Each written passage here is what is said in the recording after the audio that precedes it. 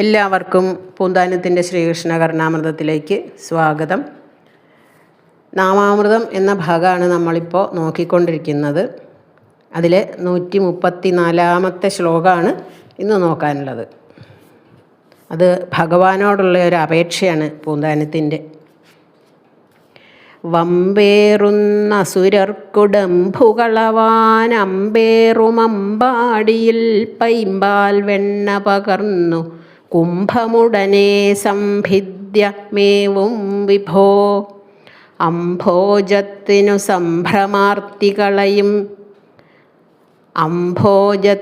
സംഭ്രമാർത്തിയരുളും നിൻ പാദമമ്പീടിനോരൻ പാപത്തിനു കമ്പമേകുക നിലിംബാരാതി സംപേഷണ.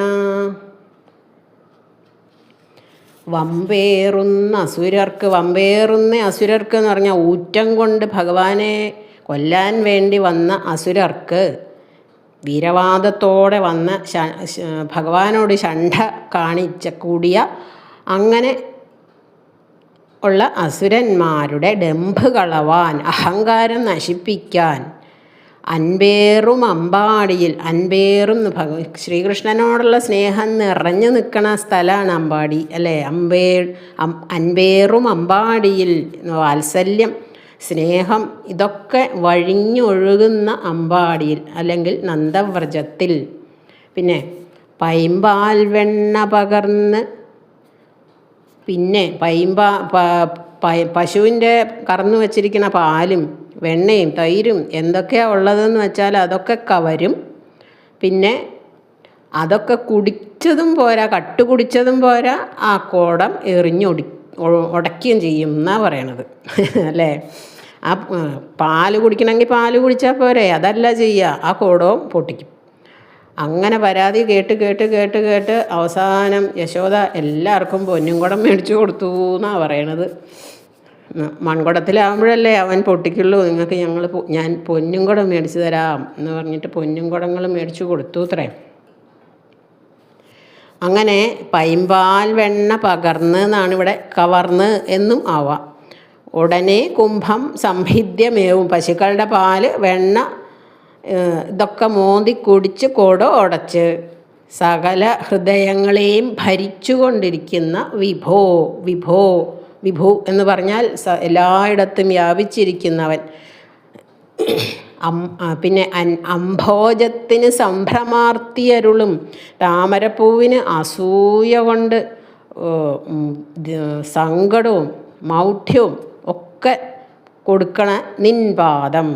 ഭഗവാന്റെ പാദം കണ്ടാൽ താമരപ്പൂവിന് ഭയങ്കര അസൂയാവും എന്നാണ് പറയണത്. അതുപോലെ മൗഢ്യവും, എന്തൊരു സൗന്ദര്യമാണ് ഈ ഭഗവാന്റെ പാദങ്ങൾക്ക് എന്ന് താമരയ്ക്ക് പോലും തോന്നും എന്ന്. അങ്ങനെ നിൻ പാദം അൻപീടിന എൻ പാപത്തിന്, നീ അങ്ങനെയുള്ള നിൻ്റെ പാദപത്മത്തെ സമീപിക്കുന്ന അല്ലെങ്കിൽ നിൻ്റെ പാദപത്മത്തെ ഭജിക്കുന്ന എൻ പാപത്തിന്, ഞാൻ ചെയ്ത അറിയാതെയും അറിഞ്ഞും ചെയ്തിട്ടുള്ള സഞ്ചയം, പാപം എത്രയാ ചെയ്തിരിക്കണേ. നമ്മൾ അറിയാതെ ഒരുപാട് പാപങ്ങൾ ചെയ്യുന്നുണ്ട് അല്ലേ, അറിഞ്ഞിട്ടും ചെയ്യുന്നുണ്ട്, അറിയാതെ നമുക്ക് ചെയ്യാതിരിക്കാൻ പറ്റാത്ത കാര്യങ്ങളാണ്. നമ്മൾ വെള്ളം കോരുമ്പോൾ, വെള്ളം തിളപ്പിക്കുമ്പോൾ ഒക്കെ അതിലുള്ള സൂക്ഷ്മജീവികളൊക്കെ നശിച്ചു പോകും. വെള്ളം കോരുമ്പോഴും വെള്ളം തിളപ്പിക്കുമ്പോഴും നമുക്കിതൊന്നും ചെയ്യാതിരിക്കാൻ നിവൃത്തിയില്ല. അങ്ങനെയൊക്കെയാണ് നമ്മളോട് ജീവിച്ചോളാൻ ഭഗവാൻ പറഞ്ഞിരിക്കുന്നത് അല്ലേ. അപ്പോൾ അതൊക്കെ നമുക്ക് ചെയ്യാതിരിക്കാൻ നിവൃത്തിയില്ലാത്ത പാപങ്ങളാണ് അല്ലേ. ഒരു ചെടി മുറിക്കണത് പാപമല്ല, പക്ഷേ ഇങ്ങനെ മിണ്ടാപ്രാണികളെ കൊന്നു തിന്നണത് മഹാപാപം തന്നെയാണ്. ചെടികളെ മുറിച്ചാലേ അവ വളരുള്ളൂ അല്ലേ. അപ്പോൾ ഈ സസ്യഭുക്കുകളാവുമ്പോൾ ചെടി മുറിച്ച് തിന്നണത് അതിന് ജീവനില്ലേ എന്നൊക്കെ ചോദിക്കുന്നവരുണ്ടായിരുന്നു. എന്നോട് ഒരാൾ ചോദിച്ചിട്ടുണ്ട്, ഈ സസ്യഭുക്കാണ് എന്ന് പറഞ്ഞ് ചെടികളുടെ കായും ചെടികളുടെ തണ്ടും ഇലയും ഒക്കെ മുറിച്ച് കഴിച്ചിട്ടല്ലേ ജീവിക്കണേ എന്ന് ചോദിച്ചിട്ടുണ്ട് ഒരാൾ ഫേസ്ബുക്കിൽ. അന്ന് ഞാൻ പറഞ്ഞത് ചെടി മുറിച്ചാലേ വളരുള്ളൂ അല്ലേ, മറ്റതങ്ങനെയല്ല. ഒരു പശുവിനെ അല്ലെങ്കിൽ ഒരു പോത്തിനെയോ ആടിനെയോ ഒക്കെ വെട്ടിക്കൊന്ന പിന്നെ അതിൻ്റെ കഥ കഴിഞ്ഞില്ലേ. അങ്ങനെയല്ലല്ലോ ചെടികൾ. അപ്പോൾ അതൊക്കെ പാപം തന്നെയാണ്. ഇത് നമുക്ക് ചെയ്യാതിരിക്കാൻ പറ്റാത്ത കാര്യങ്ങളാണ്. വെള്ളം കോരുക, വെള്ളം തിളപ്പിക്കുക, അത് നമുക്ക് ഒരു നിവൃത്തിയില്ല. അപ്പോൾ അത് പാപമുണ്ട് അതിൽ. പക്ഷേ നമ്മളറിയാതെ ചെയ്യാതിരിക്കാൻ പറ്റാത്ത പാപങ്ങളാണ്. അങ്ങനത്തെ പാപങ്ങൾ ഒരുപാടുണ്ട്. അപ്പോൾ അങ്ങനെയൊക്കെയുള്ള എൻ്റെ സഞ്ചയത്തിന് എൻ്റെ അറിഞ്ഞോ അറിയാതെയും ചെയ്തിട്ടുള്ള ഒരുപാട് പാപങ്ങളുണ്ട്. അതിനൊക്കെ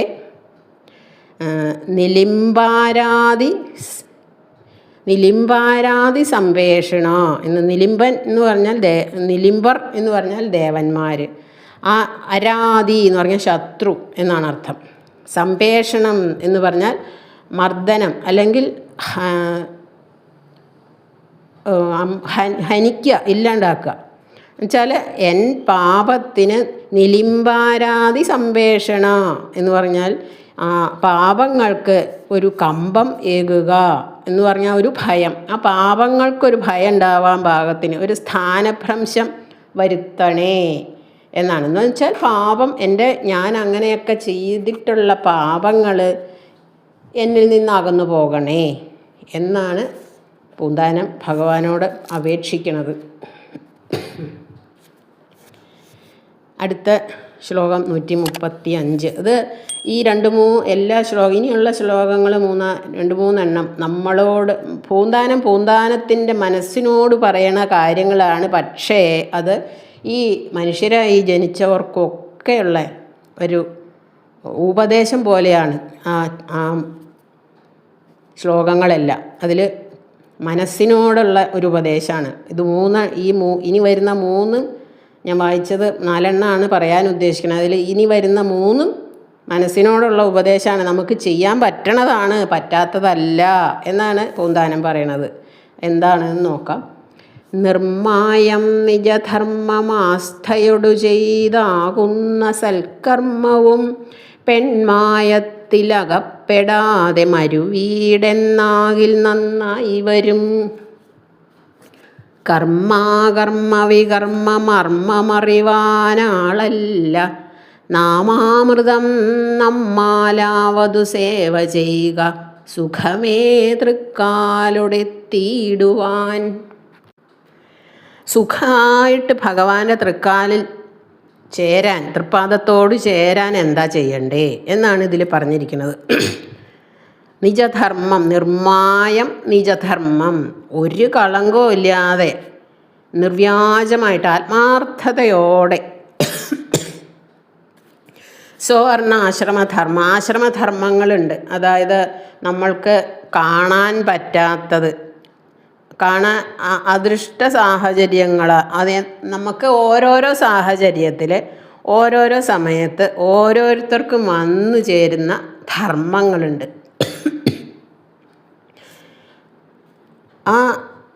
ആ ധർമ്മങ്ങൾ ഒരു പ്രതിഫലം അല്ലെങ്കിൽ ഫലേച്ഛ ഇല്ലാതെ, അല്ലെങ്കിൽ ഞാൻ ഇന്നത് ചെയ്തു എന്നുള്ള ഒരു അഹങ്കാരം ഇല്ലാതെ അത് നമ്മൾ ചെയ്യുക. നമുക്ക് വന്നു ചേരുന്ന ധർമ്മങ്ങൾ അഹങ്കാരം ഇല്ലാതെയും ഫലേച്ഛ ഇല്ലാതെയും നമ്മൾ നിർവ്യാജമായിട്ട് ചെയ്യുക, നിവർത്തിക്കുക എന്നാണ്. ഇതാണ് സൽക്കർമ്മങ്ങൾ. അതുപോലെ ആത്മാർത്ഥതയോടെ ചെയ്യുക, ആസ്ഥയോട് ചെയ്തതെന്ന് പറഞ്ഞാൽ ശ്രദ്ധയോടെയും ആദരവോടെയും ചെയ്യുക, അങ്ങനെ നിർവഹിക്കുക. പിന്നെ പെൺമായത്തിലകപ്പെടാതെ, സ്ത്രീകൾക്ക് വശപ്പെടാതെ, സ്ത്രീകളുടെ സൗന്ദര്യം, അതുപോലെ കുറച്ച് പ്രേമചേഷ്ടകൾ, ഇതൊക്കെ കണ്ടിട്ട് മയങ്ങാതെ, അതുപോലെ തിരിച്ചു ആവാം. സ്ത്രീകളോട് നേരെ തിരിച്ചു ആവാൻ പറയാം. പുരുഷന്മാരുടെ കണ്ണും കലാശവും കണ്ടിട്ട് മയങ്ങരുത് എന്നാണ്. മരുവീടെന്നാകിൽ, അങ്ങനെ ഇരിക്കുവാണെങ്കിൽ, സ്ത്രീകൾക്കല്ലെങ്കിൽ പുരുഷന്മാർക്ക് വശപ്പെടാതെ ഇരിക്കുകയാണെങ്കിൽ നന്നായി വരും എന്നാണ്. അധർമ്മം, കാമം, മോക്ഷം, ഇതൊക്കെയാണ് ചതുർവർഗങ്ങൾ എന്നാണ് പറയുന്നത്. അതൊക്കെ സാധിക്കും എന്നാണ്. കർമ്മം അകർമ്മം വികർമ്മം ഇതിൻ്റെ ഒന്നും മർമ്മം അറിയാൻ ഉള്ള പ്രാപ്തി എനിക്കില്ല എൻ്റെ ഭഗവാനെ എന്നാണ് പൂന്താനം പറയണത്. കർമാകർമ്മ വികർമ്മ മർമ്മമറിവാൻ ആളല്ല. കർമ്മം അകർമ്മം വികർമ്മം ഇതിൻ്റെ ഒന്നും മർമ്മം അല്ലെങ്കിൽ ഗൂഢാർത്ഥങ്ങൾ, അതിലൊക്കെ ഒരുപാട് അർത്ഥങ്ങളുണ്ട്. അതൊന്നും ഗ്രഹിക്കാനുള്ള ചിന്തിക്കുവാനുള്ള ശക്തി, അതൊന്നും മനസ്സിലാക്കാനുള്ള പ്രാപ്തി എനിക്കില്ല. അതിന് അത്രയ്ക്ക് ജ്ഞാനിയൊന്നും ആവണ്ട, അത്രയൊന്നും മനസ്സിലായി അത്രയ്ക്ക് വലിയ ജ്ഞാനിയൊന്നും ആവണ്ടെന്ന് ചുരുക്കം. നമ്മളാവത് നമ്മളെക്കൊണ്ട് സാധിക്കുന്ന വിധത്തിൽ നാമാമൃതം സേവ ചെയ്യുക എന്നാണ് പറയണത്. ഇതിൻ്റെ ഒന്നും പുറകെ പോകേണ്ട, കർമ്മത്തിൻ്റെ അകർമ്മത്തിൻ്റെ വികർമ്മത്തിൻ്റെ ഒന്നും അർത്ഥം അന്വേഷിച്ച് പുറകെ പോയി അതിന് അനുസരിച്ച് ചെയ്യേണ്ട ഒരാവശ്യവും ഇല്ല. നമ്മെക്കൊണ്ടാവണതുപോലെ നാമാമൃതം സേവ ചെയ്യുക എന്നാണ്. അത് നമുക്ക് നമ്മുടെ വായിൽ ഒരു വിലയും കൊടുക്കാത്ത, ഒരു പൈസയും ചിലവില്ലാത്ത, നമ്മുടെ വായിൽ കിടക്കുന്ന നാവ് കൊണ്ട് നമുക്ക് ചെയ്യാൻ പറ്റുന്നതേ ഉള്ളൂ എന്നാണ് പറയണത്. തിരുനാമാമൃത സങ്കീർത്തനം, ഭഗവാന്റെ തിരുനാമം സങ്കീർത്തനം ചെയ്താൽ മാത്രം മതി എന്നാണ്. സുഖമേ തൃക്കാലൊടെത്തിയിടുവാൻ, പരമസുഖമായിട്ട് നിഷ്പ്രയാസമായിട്ട് ഭഗവാന്റെ തൃപ്പാദത്തോട് ചേരാൻ പറ്റും. ഈ നാമാമൃതം നാവിൽ ധരിച്ചാൽ മാത്രം മതി എന്നാണ് പൂന്താനം പറയണത്. അതിനാണിപ്പോൾ എല്ലാവർക്കും വലിയ വിഷമം അല്ലേ? ആ നാമാമൃതം നാവിൽ ധരിക്കാനാണ് എല്ലാവർക്കും ഇപ്പോൾ വലിയ വിഷമം. ബാക്കിയെല്ലാം ചെയ്യും നാവും കൊണ്ട്. അപ്പോൾ അത് എല്ലാവരും ഒന്ന് ശ്രദ്ധിക്കുക. എന്നാൽ തന്നെ നമുക്ക് വേണ്ടത് ഭഗവാൻ തരും എന്നാണ്. നമുക്ക് ഇപ്പം തന്നെ നമ്മൾ കുട്ടിക്കാലത്ത് തന്നെ നാമം ജപിച്ചാലേ നമുക്ക് പ്രായമാകുമ്പോഴും അതിനുള്ള ഒരു നാവ് വഴങ്ങുള്ളൂ എന്നാണ് പറയണത്. അപ്പോൾ വയസ്സാകുമ്പം ജപിക്കാം എന്ന് പറഞ്ഞിരുന്നത് കൊണ്ട് കാര്യമില്ല എന്ന് കഴിഞ്ഞ പ്രാവശ്യവും അത് ഒരു ശ്ലോകത്തിൽ പറഞ്ഞിരുന്നു. ഇപ്പം തന്നെ എന്തിനാ നാമം ജപിച്ചിരിക്കണേ എന്നാണ് ചോദ്യമെങ്കിൽ ഇപ്പം ജപിച്ചാലേ അന്നും തോന്നുള്ളൂ എന്നാണ് മറുപടി. അടുത്ത ശ്ലോകം 136. ഇത് അടുത്ത ശ്ലോകവും ഈ ശ്ലോകവും അടുത്ത ശ്ലോകവും കൂടി ചേർത്ത് പറയേണ്ടതാണ്. ചിത്തം മറന്നു വിഷയങ്ങളോരോന്നു നോക്കിച്ചത്തും പിറന്നു മുഴലായിക മനക്കുരുന്നേ, വിശ്വം നിറഞ്ഞു വിളയാടിന തമ്പുരാനെ ചിത്തേ കലർന്നനുഭവിപ്പതിനോർത്തുകൊള്ളീ. സ്വന്തം ആത്മാവിനെ മനസ്സിലാക്കാതെ അതിനെ മറന്നിട്ട് ഓരോരോ വിഷയങ്ങളിൽ ഇന്ദ്രിയ സുഖങ്ങളിൽ തൽപരനായിട്ട് ചത്തും ജനിച്ചും മരിച്ചും ജനിച്ചും മരിച്ചും ജനിച്ചും മരിച്ചും ഈ സംസാര ബന്ധനത്തിൽ അകപ്പെട്ട് ഉഴലായിക മനക്കുരുന്നേ. ഉഴലാതെ എങ്ങനെ കഷ്ടപ്പെടല്ലേ എൻ്റെ മനസ്സേ. നമുക്ക് ഈ മനസ്സ് തന്നെയാണ് സംസാരം എന്നാണ് പറയണത്. ആ മനസ്സിനെ നിയന്ത്രിച്ചാൽ മാത്രമേ നമുക്ക് ഈ സംസാര ബന്ധനത്തിൽ നിന്ന് മോചനം കിട്ടുള്ളൂ എന്നാണ് ഇതിൻ്റെ താല്പര്യം. അതുപോലെ വിശ്വം നിറഞ്ഞ് വിളയാടിന, എല്ലായിടത്തും നിറഞ്ഞു നിൽക്കുന്ന ആ ഭഗവാൻ തമ്പുരാൻ, വിശ്വം നിറഞ്ഞ് വിളയാടിന തമ്പുരാനെ ചിത്തേ കലർന്നനുഭവിപ്പതിനോർത്തുകൊള്ളീ. എല്ലായിടത്തും നിറഞ്ഞു നിൽക്കുന്ന ശക്തി ആ ഭഗവാൻ, ആ പരമാത്മഭാവം തന്നെയായ ആ സർവേശ്വരനെ ചിത്തത്തിൽ ഉറപ്പിച്ച്, ചിത്തത്തിൽ സംയോജിപ്പിച്ച് ഓർത്തുകൊള്ളീ, ശ്രദ്ധിച്ച് ആ ഭഗവാനെ മനസ്സിൽ വിചാരിച്ച് ഇരിക്കൂ എന്നാണ് മനസ്സിനോട് പറയണത്. വേറൊന്നിലും പോയി പെടാതെ ഭഗവാനെ മാത്രം മനസ്സിൽ വിചാരിച്ചിരിക്കൂ എന്നാണ്. അടുത്ത ശ്ലോകം ഇതിൻ്റെ ബാക്കിയായിട്ട് വരും, അത് നോക്കാം. നോക്കാവതാണു മനമേ മനുജന്നു തന്നാൽ, നീക്കാവതല്ല ഭവിതവ്യമൊടുങ്ങുവോളം, ആക്കം കുറഞ്ഞ അനുഭവങ്ങൾ പകർന്നു കാണാം. വീർക്കുന്ന വീർപ്പവിടെ നേർത്തുവരും ക്രമേണ, നോക്കാവതാണ്. നോക്കാവതാണ് എന്ന് പറഞ്ഞാൽ, നോക്ക് എന്ന് പറഞ്ഞാൽ നമുക്ക് എന്നൊരു അർത്ഥമാണ് ഇവിടെ പറഞ്ഞ്. നമുക്ക് എന്നുള്ളതിൻ്റെ ചുരുക്കമാണ് നോക്ക്. നോക്ക് ആവതാണ്. ആവതാണ് എന്ന് പറഞ്ഞാൽ നമുക്ക് പറ്റും, നമുക്ക് കഴിയും. ഈ അർത്ഥത്തിലാണ് 136 ശ്ലോകത്തിൻ്റെ ബാക്കിയാണ് ഈ ആദ്യം പറഞ്ഞത്. 136 ശ്ലോകത്തിൽ പറഞ്ഞത് നമുക്ക് സാധിക്കുന്ന കാര്യമാണ്, സാധിക്കാത്തതൊന്നുമല്ല എന്നാണ് പറയണത്. മനുജന് തന്നാൽ നീക്കാവതല്ല. എന്ത്? മനുഷ്യൻ വിചാരിച്ചാൽ നീക്കാൻ പറ്റില്ല, ഒഴിവാക്കാൻ പറ്റില്ല. എന്ത്? വിധിവിഹിതം, നമ്മുടെ ഭവിതവ്യം, സ്വകർമ്മഫലത്തെ ആശ്രയിച്ചിരിക്കുന്ന ഭാവി ദൈവവിധി നമുക്ക് മനുഷ്യൻ വിചാരിച്ചാൽ മാറ്റാൻ പറ്റില്ല, നീക്കാവതല്ല എന്നാണ് പറയണത്. ഭവിതവ്യം ഒടുങ്ങുവോളം, കർമ്മഫലം അനുഭവിച്ചു തീരുന്നതുവരെ, അനുഭവങ്ങൾ അങ്ങനെ അനുഭവിച്ച് കർമ്മഫലം അങ്ങനെ കുറഞ്ഞ് തീർന്ന് വരും. അനുഭവങ്ങൾക്ക് ആക്കം പകർന്നു കുറഞ്ഞു കാണാം. ആക്കം കുറഞ്ഞ അനുഭവങ്ങൾ പകർന്നു കാണാം എന്ന്. സുഖവും ദുഃഖവും ആയിട്ട് ഓരോന്ന് അനുഭവിച്ച് അതിൻ്റെ തീവ്രത അല്ലെങ്കിൽ വീര്യം കുറഞ്ഞു വരുന്നത് കാണാം എന്ന്. വീർക്കുന്ന വീർപ്പ് അവിടെ നേർത്തു വരും ക്രമേണ. വീർക്കുന്ന വീർപ്പ്, ഇങ്ങനെ ഓരോ ശ്വാസം ഉണ്ടല്ലോ, ജീവിക്കണമെന്നുള്ളതിൻ്റെ ഒരു തെളിവാണ് ഈ ശ്വാസം. അതെപ്പോഴാണ് നിൽക്കുക?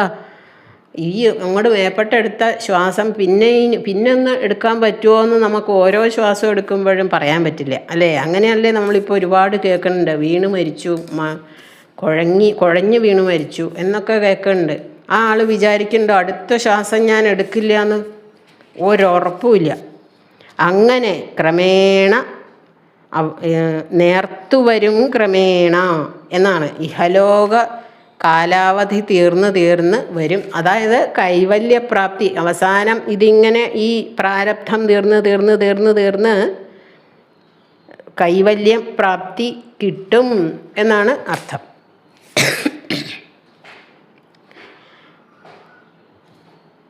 ഇഹലോക കാലാവധി, ഈ ലോകത്ത് എത്ര കാലം ജീവിക്കണം അത്രയും ആ കാലം കഴിയും എന്നാണ്. കാലം ക്ഷയിച്ചു വരും എന്നാണ് പറയുന്നത്. അടുത്ത ശ്ലോകങ്ങൾ നമുക്ക് അടുത്ത ദിവസം നോക്കാം. എല്ലാവർക്കും നന്ദി, നമസ്കാരം.